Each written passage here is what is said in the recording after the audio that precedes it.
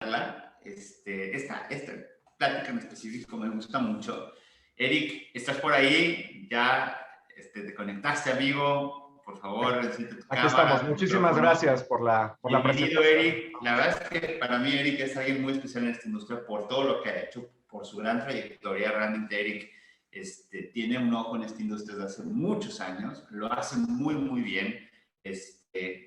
Realmente tiene una perspectiva muy interesante y las preguntas que tenemos hoy para Eric son específicamente, creo que hasta estratégicas, ¿no? Sí. Hay que escuchar, si no han pensado en tomar nota, por favor tomen nota porque lo que van a escuchar el día de hoy de Eric es de verdad muy valioso. Y bueno, Eric, pues muchísimas gracias por aceptarnos la invitación, gracias por hacerte el tiempo a mitad de una mañana de jueves, yo sé que no es tan común, pero también gracias a todos los que nos acompañan el día de hoy en este Summit. La verdad es que vamos muy, muy bien. Les agradecemos mucho a todos. Eric, bienvenido. ¿Cómo estás?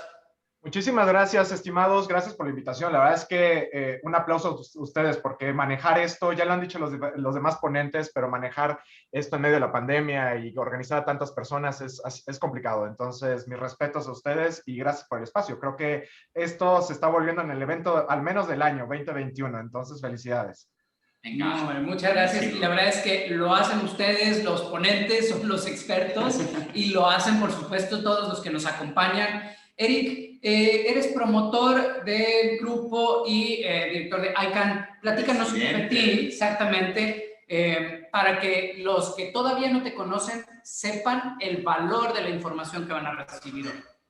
Muchísimas gracias. Sí, rapidísimo me presento para dejar un poco de contexto. Soy el presidente del Grupo Promotor de la Industria del Cannabis, una asociación sin fines de lucro que tenemos ya más de 2 años de haber constituido. Al día de hoy representamos a más de 25 empresas y asociaciones, tanto nacionales como internacionales, que son serias y que quieren, obviamente, participar en la industria tanto medicinal como del uso adulto responsable en el país e industrial, por supuesto. Tenemos convenios de colaboración exclusivo con nuestros pares en otros países, con Uruguay, con Colombia, con Brasil, con Ecuador, con Perú, con Argentina, obviamente hacia arriba con Canadá y con Estados Unidos. Y lo que estamos haciendo nosotros como grupo promotor es llevar las preocupaciones, digamos, de la industria desde la parte agro, desde la parte obviamente de manufactura, transformación y por supuesto retail y ventas, toda la cadena de valor, para llegar con la experiencia que nosotros traemos a nivel internacional, y te les platico un poquito de mí, justamente con esta visión, ¿no? O sea, lo estuvimos viendo en las conferencias pasadas. Por ejemplo, estuve muy atento a lo que decía Sara.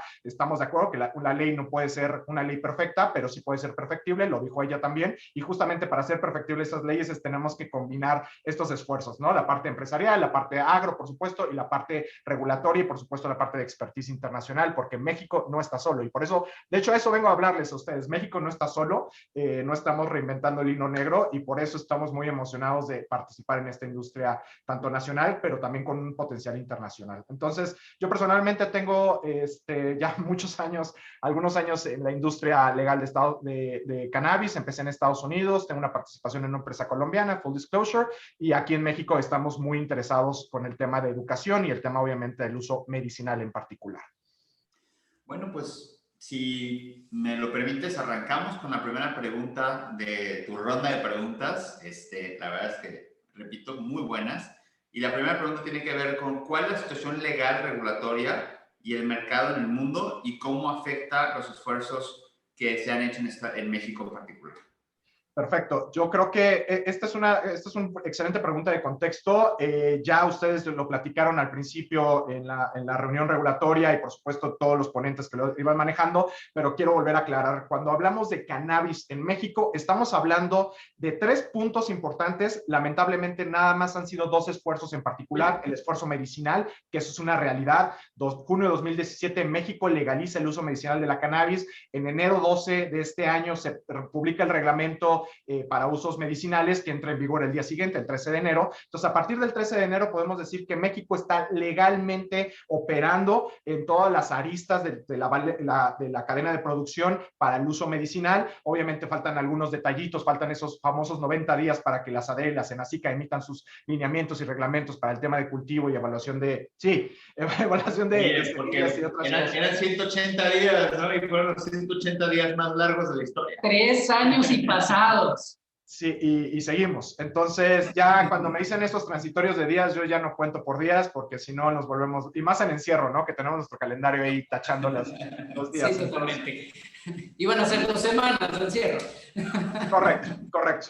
Pero bueno, entonces decía, estamos hablando de dos esfuerzos principales. Uno es el medicinal, que ya es una realidad, y ahorita les voy a hablar de eso, qué está pasando en este momento en México con el uso medicinal, y lo que está llevando en el legislativo, el ir y venir, ¿no? Ya del Senado al Congreso y del Congreso otra vez al Senado, de la Ley Federal de Regulación del Cannabis para uso adulto, ¿no? En general se hablan de estas dos cosas, no se habla mucho del uso industrial, lamentablemente, al menos no en la parte legislativa. Entonces, ¿cómo estamos parados en México? México ya es legal, se suman los más de 50 países que ya han legalizado, despenalizado o regularizado el uso medicinal de la cannabis de alguna u otra forma. Nuevamente, no estamos solos. Y México se podría convertir, o esas son las noticias de ahora en día, en el tercer país que legaliza a nivel federal, después de Uruguay, después de Canadá, y convertirnos en el, pues, por lo menos en densidad demográfica, en el país más grande y más importante que haya legalizado de forma completa la planta. ¿Pero qué estamos ahorita? Solamente en este momento, hoy 25 de marzo del 2021, solamente se puede acceder a medicamentos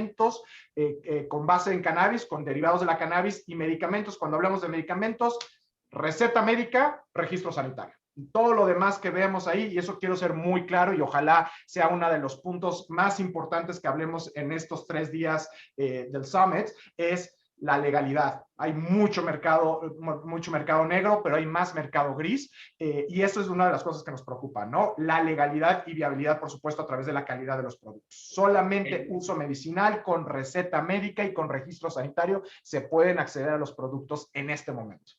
Eric, esta segunda pregunta de cuál es el mercado, el potencial mercado en México, creo que de alguna forma viene muy bien después de la plática de Nir Fronteira, que nos reveló datos impresionantes. O sea, sí. Yo realmente teníamos como, es como si te quedaste en el último censo y te dan de pronto tal cual, el nuevo. Por hablar uno, el dato que todo el mundo maneja, pero todo el mundo estamos hablando de ser políticos de talla a nivel federal en México, pasando hasta por quien haga una presentación de cannabis. El dato que teníamos, el último medido, era de 150,000 millones como tamaño potencial del mercado total de cannabis en México. Viene New Frontier Data y nos dice que hoy, a 2021, estamos hablando de prácticamente 3 veces más, casi medio billón en el caso de los billones de México. Ellos dicen $500 billion de dólares a nivel mundial. ¿Qué implica o qué significa eso bajado a México?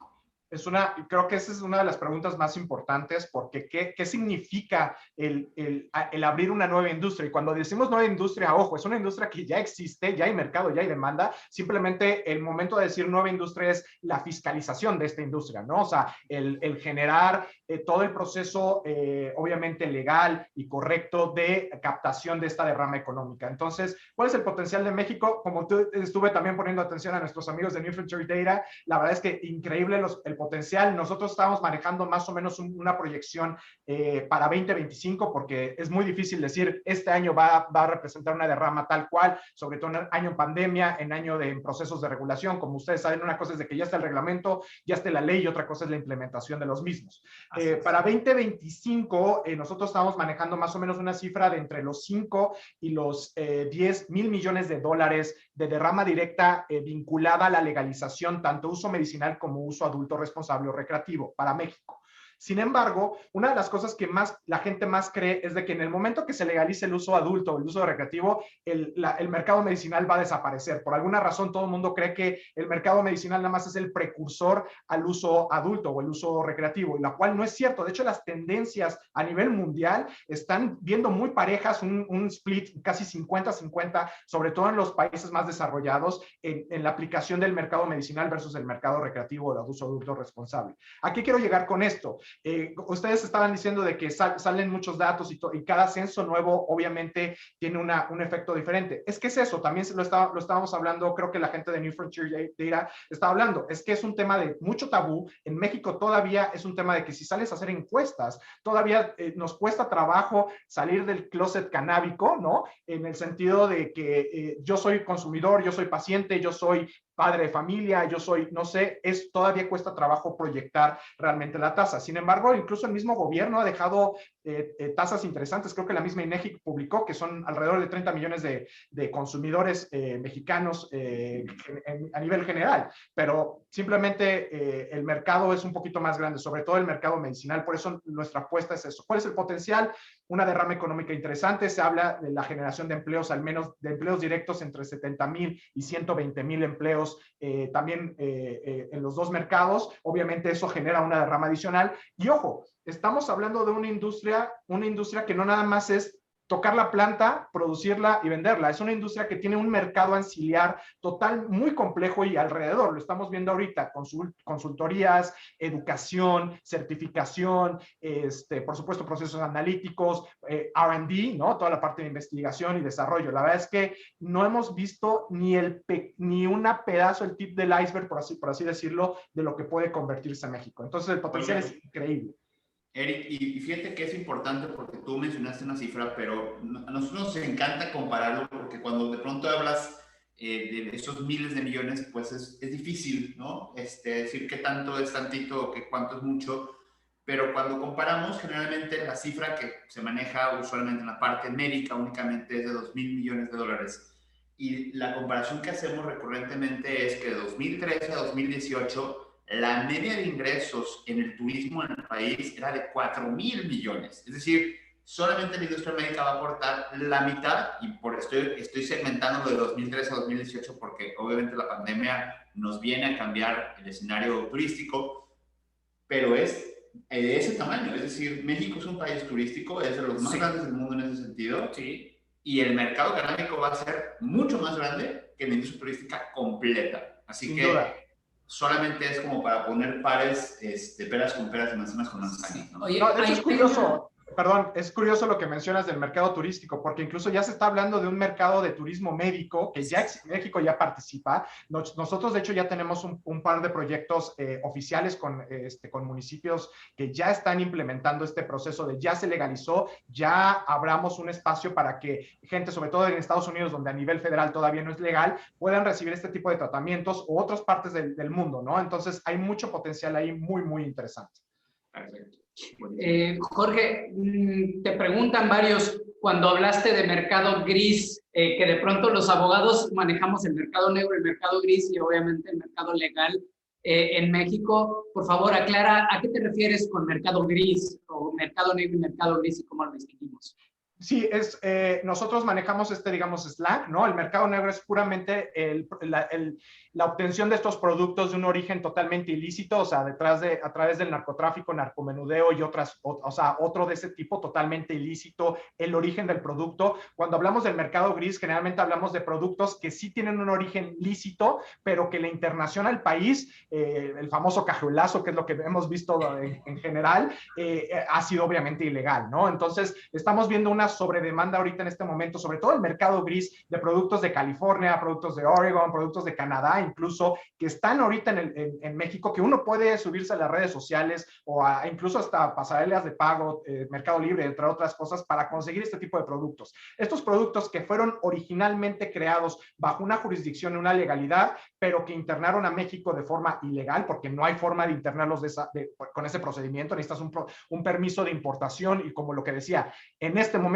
solamente el medicinal requieres de los permisos de la COFEPRIS, los registros sanitarios o en las especialidades farmacéuticas o medicina magistral con los permisos obviamente de las materias primas, ¿no? Entonces, mercado gris es productos que sí se generaron legalmente en su país de origen, pero que se metieron al país de forma ilegal y obviamente no hay una trazabilidad, que es uno de los principales puntos que requiere esta industria, el tema de la trazabilidad, de dónde viene nuestro producto, qué demonios estoy consumiendo y qué demonios el médico me está prescribiendo, ¿no? Fíjate que tocas un punto interesante, lo mencionamos un poco antes, la importancia de la trazabilidad. Y justamente cuando estábamos armando el Summit, estábamos hablando de temas de calidad con expertos de calidad y bueno, de alguna forma nosotros no es que nos dediquemos a sembrar hectáreas, pero nos explicaban que justamente ha habido una derrama de productos de baja calidad, producto con hongos, producto que realmente no debió o no se puso en venta en Estados Unidos y que terminó siendo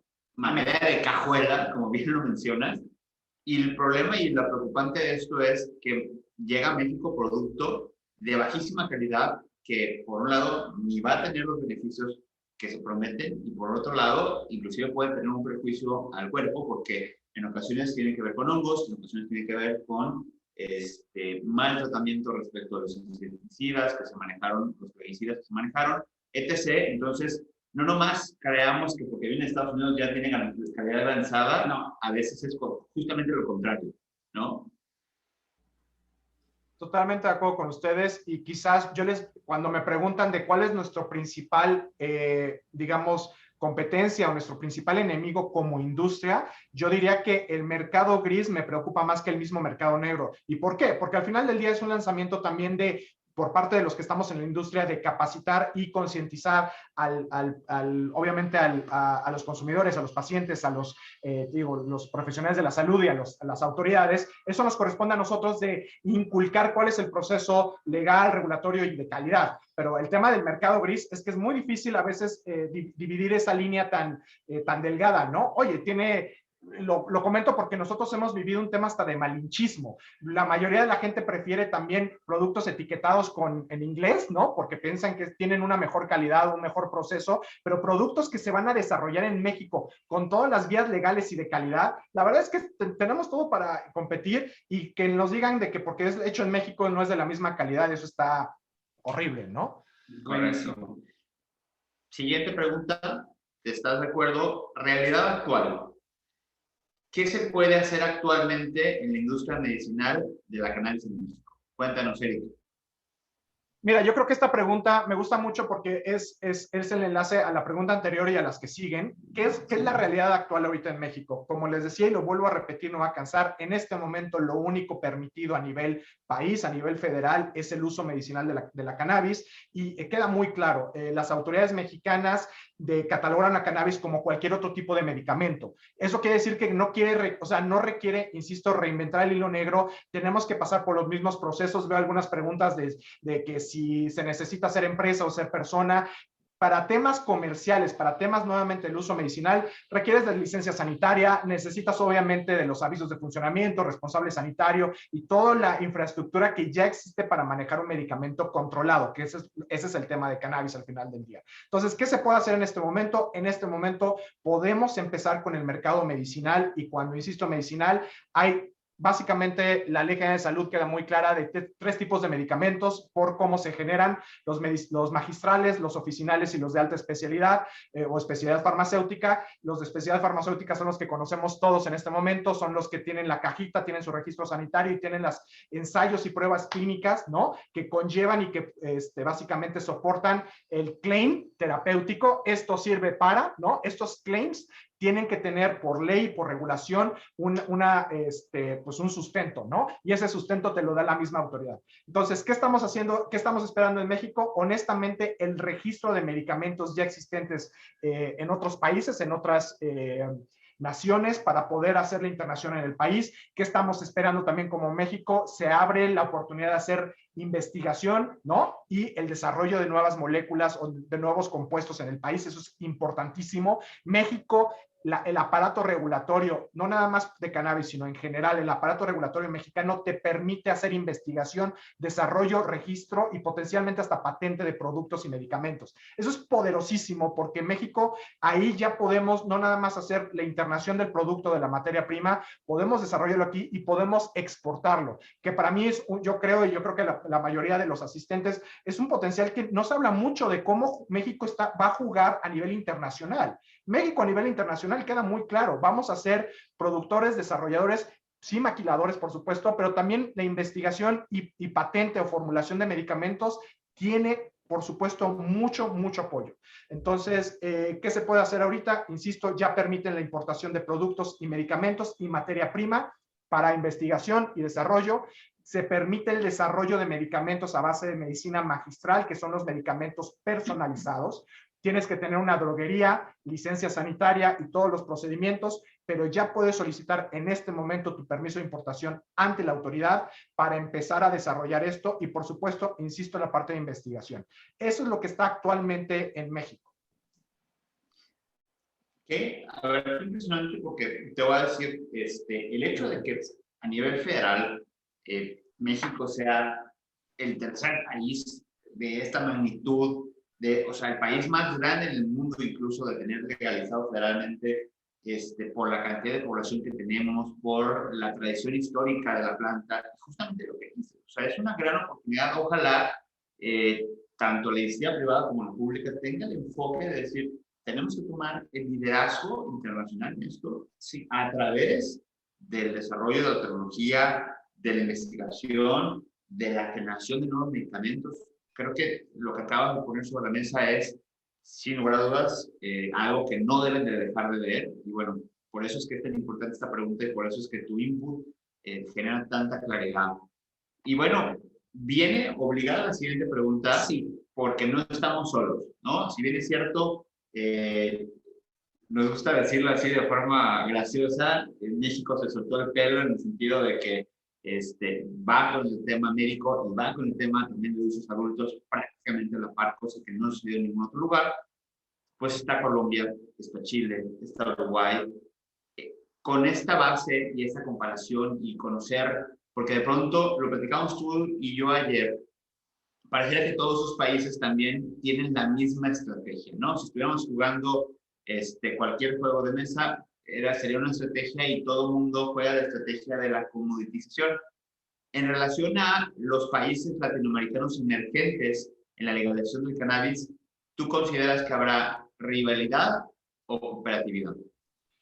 Les voy a hablar de experiencia propia y personal, y eso creo que eso tiene un poquito más de sentido por el valor que hemos visto, pero para responder directamente, nosotros vemos cooperación principalmente y se va a requerir, porque si tú dices, como bien dices, muchos países, sobre todo los latinos, tuvieron una idea similar en el tema de la legalización y regularización y legislación, por supuesto, en sus países, con el tema de impulsar la actividad económica, impulsar obviamente los cultivos que ya existían ilícitos previamente, etcétera, etcétera, etcétera, que es más o menos en papel, al menos esa es la teoría mexicana. Sin embargo, cada país sí tiene su particularidad.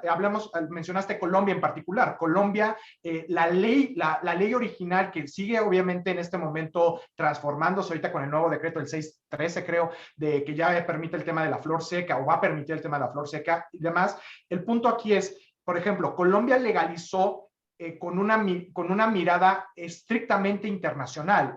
Toda la legalización de Colombia sí permiten el uso medicinal para uso nacional, por ejemplo, pero nunca le dieron ese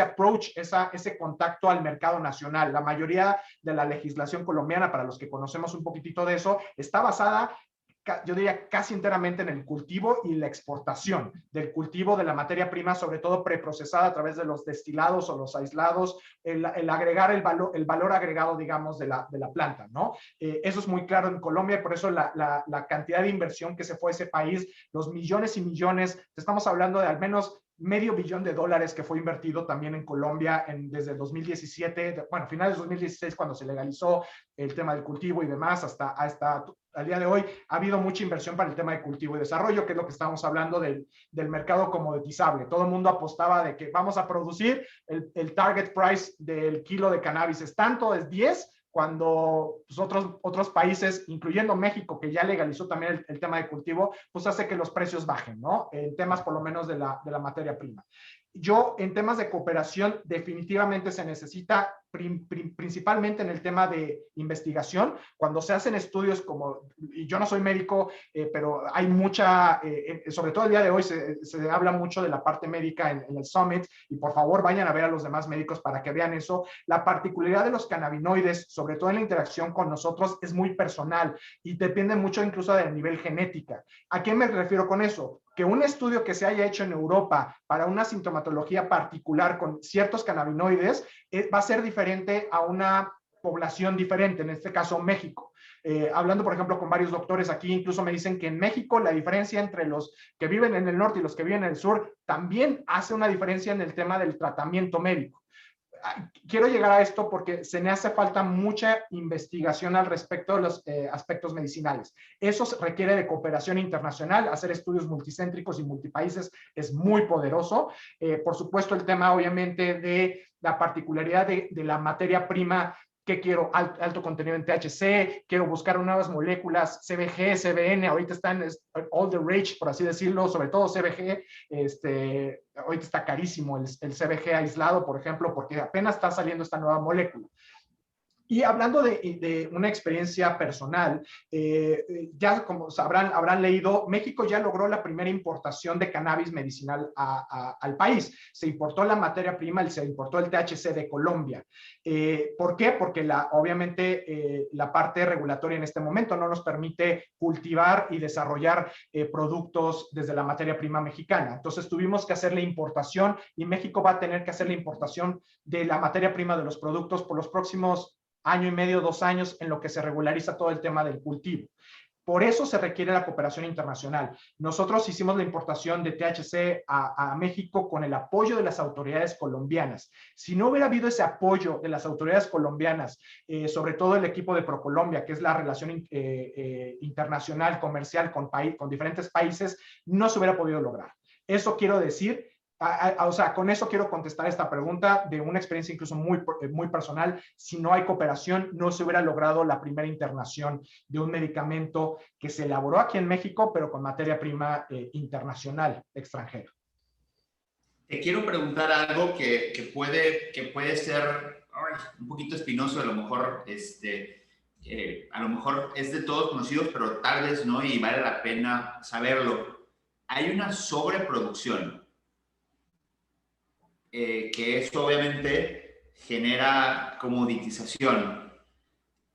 Platícanos respecto a esto, porque también es un factor que hay que considerar respecto al tema de Latinoamérica y sobre todo pensando en que si estás produciendo pensando en que Estados Unidos lo va a consumir, Estados Unidos tiene el mismo problema de sobreproducción porque bajo la ley, el Hemp Act, lo único que puedes producir es CBD y ahora sí que te encuentras el CBD hasta en la sopa, ¿no? Cuéntanos un poco tu input respecto a esto. Sí, en la parte comercial y como inversionista en el sector de cannabis, si me preguntan a muy título personal, yo no invertiría en este momento en solamente un tema de cultivo, en tema de producción. Insisto, creo que es un mercado que en este momento está saturado y saturado entre comillas, no porque ya se llegó al nivel de cuotas de producción. Yo creo que la oferta y la demanda dependen mucho de muchas situaciones, sobre todo a nivel internacional. Como paréntesis, México tiene que jugar con las reglas internacionales, incluyendo el tema de producción. ¿A qué me refiero con esto? México va a ir con las Naciones Unidas, en particular con la JIFE, la Junta Internacional de Estupefacientes, y decirles, señores de las Naciones Unidas, México va a producir tantas toneladas de cannabis psicoactivo al año. ¿Por qué? Porque esta es la demanda local que requiere esto. Si no hay demanda, no debe de haber producción, al menos en cuanto a reglas internacionales. Entonces, lo que está tratando de manejar, sobre todo las Naciones Unidas y estos tipos de instancias superiores a nivel internacional, es justamente controlar de que no haya un sobrestock. Una de las cosas más peligrosas en este momento es el sobrestock, sobre todo de cannabis psicoactivo, estamos hablando del THC, ya sea en producto terminado o peor tantito en materia prima, porque eso es lo que más se da a temas de corrupción y a temas obviamente de mercado ilícito. Sí creo que en este momento mucha gente, muchos empresarios, mucha inversión se dirigió al tema de cultivo, al tema de producción y no visualizaron el embudo que es el proceso de la comercialización, o sea, llevar el producto ya a las manos de los pacientes o de los consumidores. Y eso es un tema que hay que atacar en este momento. Entonces, el funnel de ventas, el embudo de ventas, el embudo de mercado, mi recomendación es no meterse tanto al tema de producción. Si obviamente ustedes son expertos y coincido con el tema de la legislación mexicana donde vamos a apoyar y debemos apoyar a nuestros grupos vulnerables, a nuestro campesinado que ha sido atacado por esta ley, esta guerra contra las drogas, pero que han sido por alguna u otra forma obligados a participar en el mercado ilícito. Hay que fiscalizarlos, hay que ayudarlos sin duda. Sin embargo, yo creo que el potencial del mercado y en particular para México es en el desarrollo de nuevos productos, nuevas presentaciones, investigación. Si no tenemos esto, lo acaban de decir, el CBD lo encuentras en cualquier lado. Todo el mundo y su abuela está vendiendo y consiguiendo CBD. ¿Cuál es la diferencia mañana? Se va a saturar el mercado de aceititos con MST y CBD. ¿Y cuál es la diferencia? no hay diferencia en ese sentido. Nos vamos a estar disparando en el pie, ahorcándonos con una sobreoferta de productos básicos. Mi llamado aquí a la parte de sobreproducción versus la oferta y la demanda es en los mercados nicho. Nuevas presentaciones farmacéuticas, nuevas formas de consumir, por supuesto, y todavía el tema del seguimiento, nuevas moléculas. Estamos muy emocionados con el efecto séquito que pueda haber de nuevas moléculas, nuevos terpenos, pero hace falta mucha más investigación. Entonces, no sé si por ahí contesté la pregunta o... No, bueno, a ver. Totalmente y de sobra, por si alguien quería abundar en esa información, ¿no? Oye, pues vamos a la siguiente pregunta, Sí. que a mí me gusta mucho, no sé si Ya está en pantalla. Todo el mundo tiene la misma apuesta en la industria farmacéutica, que ya es legal, ya lo mencionamos, hoy por hoy es una realidad en este país. La de los usos adultos, que según fuentes cercanas de hace menos de una hora nos confirman que estamos a días de presenciarlo, pero pocos están poniendo su foco o su mira en la industria veterinaria. ¿Cuál consideras que esa es la oportunidad en el sector, sobre todo porque yo sé que tú estás formando parte de ese movimiento? Sí, es una excelente pregunta y voy a hacer un pequeño comercial. No se pierdan la exposición de nuestros colegas de VetCan. Creo que es hoy a las 6. Hoy mismo va a estar muy interesante las aplicaciones en uso veterinaria. Y quiero empezar con una advertencia. No podemos traspolar, no podemos traspasar el conocimiento, poco o mucho que tenemos en medicina humana a medicina veterinaria o simplemente el tema de consumo veterinario versus consumo humano. Ese es el primer warning y ahorita les explico por qué. Te digo, mis colegas de VetCan van a explicar mucho la diferencia, sobre todo de los sistemas endocannabinoides de las diferentes especies. Como saben, el sistema endocannabinoide, insisto, yo no soy médico, pero se los van a explicar mejor en el resto del día. El sistema endocannabinoide es un sistema que procesa los fitocannabinoides, que son las moléculas de la planta, y casi, más bien, todos los vertebrados, o sea, casi todo el reino animal vertebrado tiene este sistema endocannabinoide. Entonces, estamos hablando desde humanos, nosotros, pero también perros, gatos, elefantes, etcétera, ¿no? Entonces, con eso en mente, creyendo de que cannabis es cannabis, lo cual es CBD, CBD, THC es THC, a nivel puro, a nivel químico, la interacción que tienen estas moléculas es muy diferente. Me explico. Un mantra que tenemos los que estamos en la industria de cannabis, que siempre decimos es cannabis no mata. No hay una muerte reportada por sobredosis de cannabis porque simplemente nuestro cuerpo está hecho para procesar cannabis de una forma diferente. Lo peor que te puede pasar con cannabis a nivel general como humano es que te quedes dormido, que te den los monchis o whatever, ¿no? Ese es el mantra, digamos, básico. Ese mantra no se replica en el uso veterinario.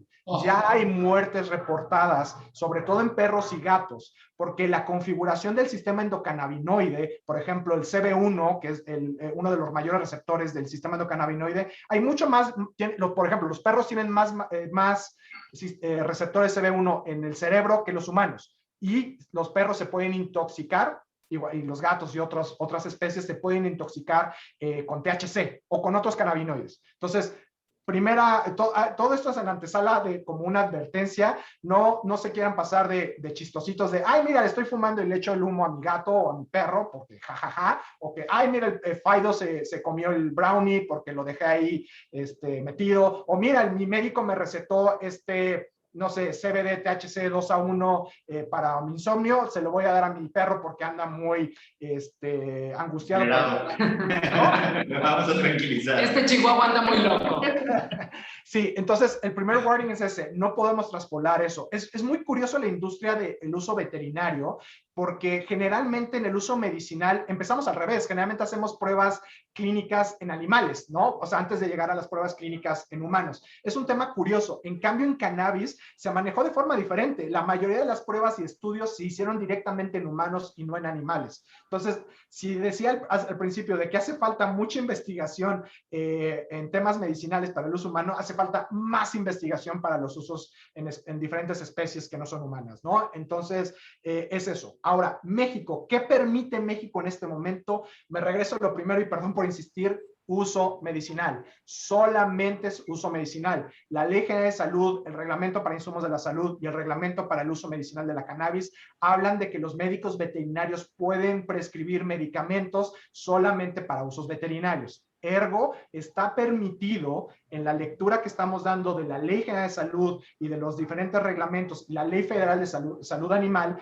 se permite la prescripción de medicamentos a base de cannabis para uso veterinario. Sí se permite, pero aguas. Ojo, solamente medicamentos, croquetas, suplementos, cosméticos, todo eso no está permitido para nadie, ni para uso humano ni para uso veterinario. Entonces, ojo con eso. Yo personalmente estoy muy emocionado del potencial, sobre todo de ensayos clínicos y de investigación que pueda dar en diferentes especies, porque ahí sí podemos regresar a humanos. Por ejemplo, nosotros estamos llevando ahorita un protocolo de investigación en ratas para un tema del sistema digestivo, para el síndrome del intestino irritable, por ejemplo, con CBD. Está hecho para uso en ratas, pero ese estudio se traspola obviamente como la fase 1, fase 2, fase 3 o fase 4 de los estudios clínicos para después llegar a un medicamento humano. Entonces, veterinario y humano están muy, muy cercanos, pero tienen aplicaciones totalmente diferentes. No sé si también con ahí llegué a la pregunta puntual. No te has quedado corto ninguna. Nomás me gustaría preguntarte de forma corta, porque la explicación es buena, términos de negocio, ¿crees que haya un buen negocio en esa parte de la industria? ¿O preferirías mejor dejarle a los especialistas la parte veterinaria? Es decir, ¿crees que haya forma de que alguien que a lo mejor esté buscando internarse en nuevos mercados, hay que sumar ahí? ¿O tú crees que estará copado o estará topado con los existentes?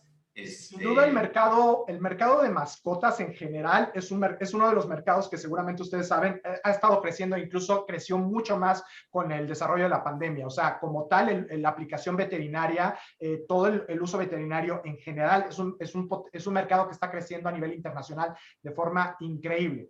Por supuesto que hay muchas oportunidades y opciones para participar en el mercado veterinario. Sin embargo, mi llamado aquí es acérquense a los expertos. Yo dudaría mucho de una empresa que me oferte medicamentos para veterinarios y no hay un médico veterinario en su organigrama, ¿no? O sea, yo no tengo confianza en eso. Se requiere, sobre todo, nuevamente, la diferencia entre humanos y vets es que veterinario es todo lo demás. Y hay pequeñas especies desde el hurón hasta, insisto, un elefante. No puedes dar, el producto es el mismo, pero no puedes dar la misma dosificación. Hay que enseñarle a los médicos a titular, a dosificar, a generar estos protocolos y estos procesos, los famosos SOPs, ¿no? Los PNOs, de cómo se debe llevar, obviamente, el proceso de medicación de los pacientes veterinarios. Pero sin duda hay mucho potencial. Cada vez lo vemos más, cada vez tenemos más perrijos y gatijos y es una industria que no se va a parar. Definitivamente Eric, tenemos que afectar. Vamos a las preguntas cortas, a las enchilosas, y esta es la primera. Recuerda que es pregunta sí o no y por qué, para darle chance. Hay muchas preguntas, la verdad es que la gente está muy activa, vamos a elegir las mejores.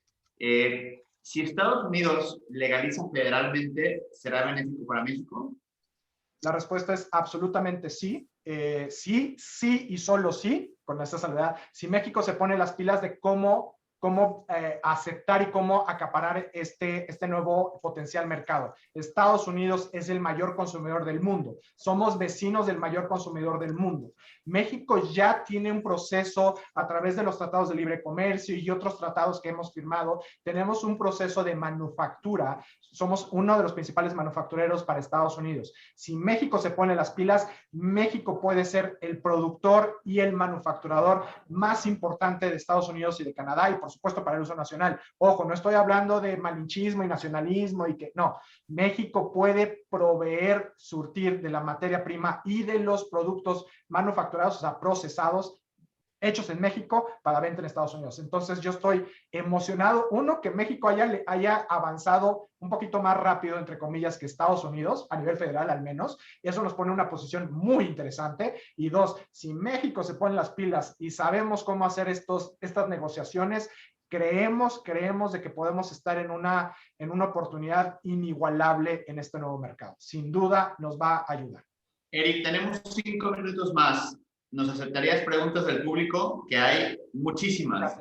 Por favor, público, pregunten. Bueno, más bien yo te diría, si tienes oportunidad de ver las preguntas, a lo mejor tú puedes elegir la que tú prefieras. Claro, y hay una que se repite recurrentemente, Eric, y tiene que ver con, porque hablaste de ello al inicio. Alguien preguntó y me encantó el planteamiento. Oye, y entonces ahora, ¿qué va a suceder con todos esos productos de CBD que hay en los marketplaces? Como diciendo, entonces antes sí eran legales, hoy ya no lo son, solamente son irregulares. Y la uno con otra que también es recurrente, que es cómo traemos los productos de CBD de Estados Unidos. Yo creo que vale la pena que vuelvas a mencionarlo, pero le entres directamente a estas dos preguntas. Estos productos, sobre todo de CBD, que encontramos en los marketplaces y que tienen su origen en Estados Unidos principalmente.